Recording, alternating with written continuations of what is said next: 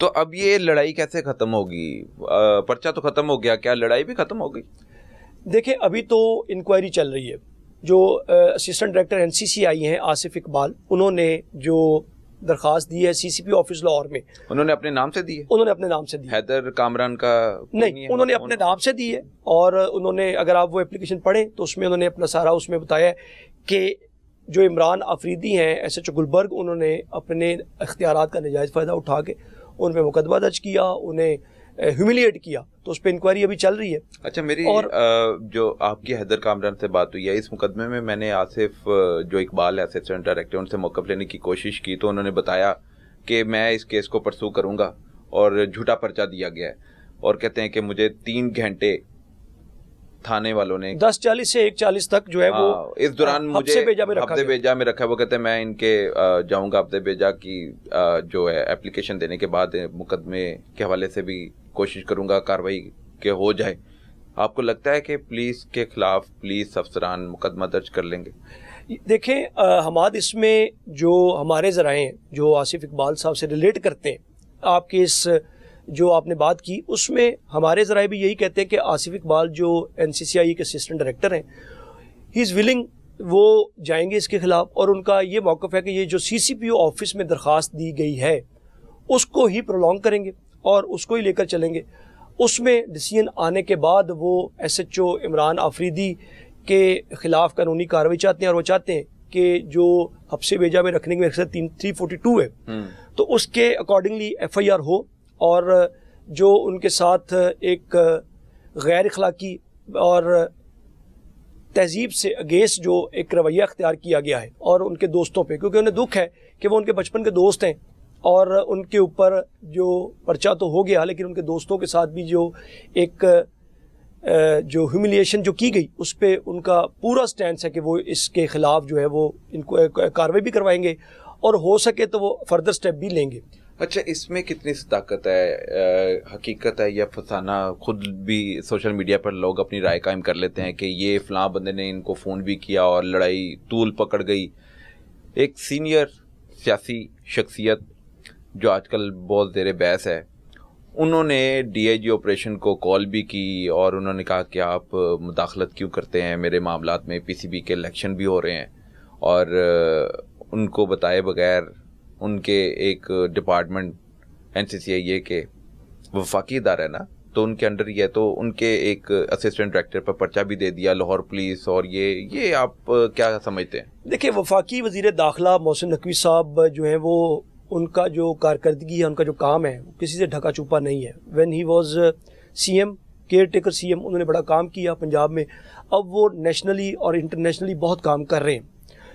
PCB, क्योंकि वो chairman थे पहले भी, जो केयर टेकर थे जब सीएम, उसमें भी उनके पास पीसीबी का चेयरमैन थे और अभी भी उनके पास वो डेजिग्नेशन है। जब उन्हें ये सारी कहानी का पता चला और उसके बाद हमारे ज़राए ये कहते हैं उसकी जो कि उन्होंने डीआईजी ऑप्स लाहौर से बात की और उन्होंने कहा कि जो ये मामला आप करते फिर रहे ये ठीक नहीं है। अब इसमें बात ऊपर नीचे हो सकती है, ये मैंने कल भी अपने व्लॉग में कहा, अभी भी कि एग्जैक्ट वर्ड जो हैं वो, लेकिन उनका मीनिंग यही है कि जो आपने मामला कर रहे हैं ये ठीक नहीं है। अब किसको कहा उन्होंने? DIG ops Faisal Kamran, yes. और दूसरी बात, और उस पर कोई रद्द अमल नहीं दिया उन्होंने? देखिए, ये तो अभी सामने कुछ नहीं आया उसमें, अभी तक उसमें चीज़ें सामने नहीं आई। ये भी ज़राए की खबर है कि उन्होंने डीआईजी साहब से बात की। क्या बात की वो हमने आपको जो एक उसका मफहूम है थोड़ा सा तो बता दिया उसमें। अब सवाल ये पैदा होता है कि अगर डीआईजी साहब बिल्कुल उन्हें नहीं पता इस सारे मामले का और इमरान आफरीदी ने ये सारा मामला किया, सीसीपी साहब के ऑफिस में इंक्वायरी चल रही है, तो उसमें मुझे पूरी उम्मीद है कि डीआईजी ऑप्स जो फैसल कामरान हैं वो इस पे ज़रूर मेरिट पे फैसला करेंगे। और जो अगर एसएचओ गुलबर्ग इमरान आफरीदी ने सारी एक्सरसाइज की हुई एज़ पर द जो सारे पाँचों के पाँचों अफराद हैं और एज़ पर द सीसीपी जो उन्होंने एप्लीकेशन दी आसिफ इकबाल साहब ने, तो उस पर ऑब्वियसली फिर उस पर एक बैकमाना कार्रवाई होगी, उस पर एक्शन होगा एसएचओ गुलबर्ग पे ऊपर। हमने अक्सर देखा है कि कसूरवार कोई और होता है लेकिन सज़ा छोटे अफसर को दे दी जाती है। क्या आपको लगता है कि इस केस में भी हम एसएचओ को कसूरवार पाता हुआ देखेंगे और जिस अफसर के कहने पे ये सारी एक्सरसाइज हुई? बड़ा अच्छा सवाल कर दिया मैंने, आपका सवाल दरमियान में काट दिया क्योंकि मैं इस सवाल के जवाब में मुझे एक्साइटेड हो गया। Let's suppose if you are a DIG and I am your subordinate as SHO, ठीक है, मैं काम कर रहा हूँ आपके अंडर, और अगर आप मुझे कोई इलीगल एक्टिविटी करने को कहते हैं तो ज़रूरी नहीं कि मैं आपके सारे इख्तियारात या आपकी सारी बातें मानूँ।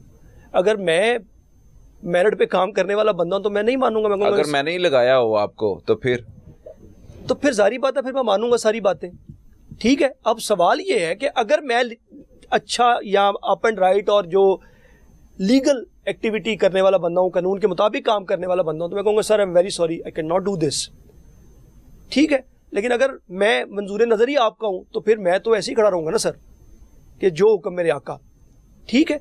तो उसमें अब ये जो चीज़ें सामने आ रही हैं कि अगर उस दिन इमरान आफरीदी जिस भी इमीडिएट बॉस को कॉल करके ये बता रहे थे सर ये नहीं मान रहे विड्रॉ करने के लिए कागजात, तो क्या करूं मैं, तो अब उस बॉस को जो है वो सामने लाना चाहिए। अगर इसमें इस स्टोरी में भी बॉस आ गया, फिर क्या बॉस बेनकाब होगा? देखें, अब असल में प्रॉब्लम ये है कि अनफॉर्चुनेटली पहले ऐसे नहीं होता था। हम लोगों को ये बात तस्लीम कर लेनी चाहिए कि माइट इज़ राइट वाला मामला है और जो इदारे हैं वो अपनी जिम्मेदारियां ठीक से नहीं निभा रहे। इतना बड़ा इंसिडेंट हो गया लाहौर में, और पिछले सैयद इमरान शफकत जब उन्होंने वीलॉग किया, ये खबर ब्रेक की, और ख़बर ब्रेक करने के बाद मैं आप भी मुतहरक हो गए और हम भी एक्टिव होने के बाद इस स्टोरी के पीछे लग गए। तो अभी तक जो अफसरान है किसी ने कोई इस पर एक्शन नहीं लिया। जिससे भी पूछेंगे आप कहेंगे कि जी सीसीपी साहब के ऑफिस में इन्वेस्टिगेशन चल रही है। अब मेरे ज़राए तो ये भी कहते हैं कि जो 5 मुलजिमान हैं इनको प्यार मोहब्बत से ये भी कहा जा रहा है कि यार सुलह कर लें।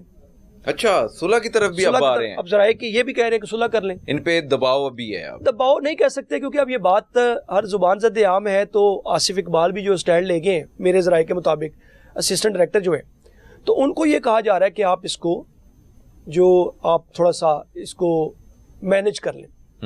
अब वो ये कहते हैं कि नहीं, अब वो पीछे नहीं हट रहे। उन्होंने कहा मेरे पे झूठा पर्चा हुआ है, मेरे दोस्तों पर झूठा पर्चा दिया है।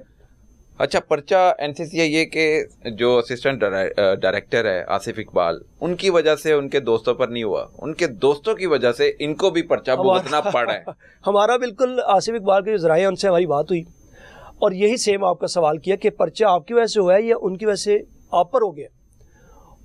तो किसी ने कहा, जो ज़राए हैं हमारे, उन्होंने कहा कि अगर मैं ना होता तो जितनी इनकी तजलील हुई है हो सकता है ज़्यादा होती। हवालात में बंद हो जाते, हो सकता है रोड पे इनसे गुनाहगार भी हो जाते।